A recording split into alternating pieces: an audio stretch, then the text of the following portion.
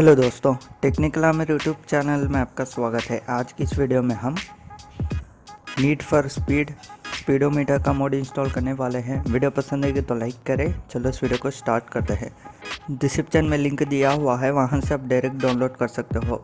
Download करने के बाद आपको ऐसा दिखाई देगा, उस पर स्टार्ट कीजिए। स्टार्ट करने के बाद GTA 5 मेन फोल्डर को ओपन कीजिए।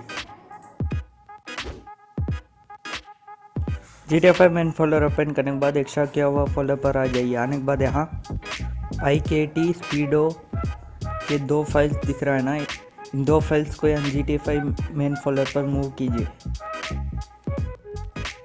मूव करने के बाद अगर आपको मेन्यू की को चेंज करना है तो IKT स्पीडो दिख रहा है ना, इसको ओपन कीजिए।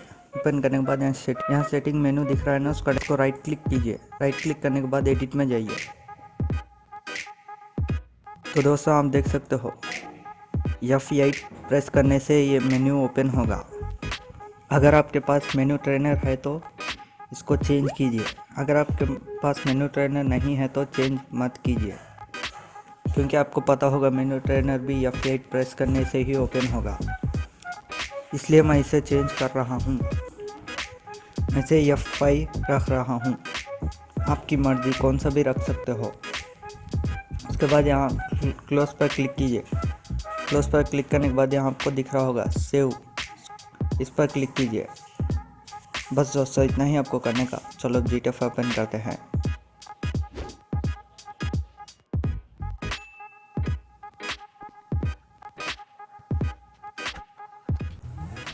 तो दोस्तों हम देख सकते हो स्पीडोमीटर आ चुका है।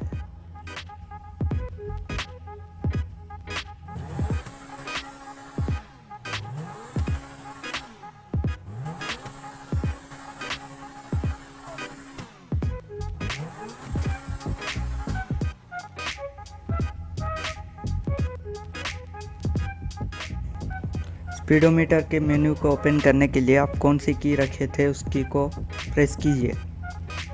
मैं F5 रखा था, F5 पर प्रेस कीजिए।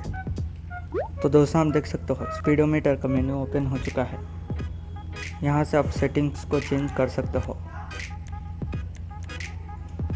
यहाँ से आप इस स्पीडोमीटर के पोजीशन को भी चेंज कर सकते हो।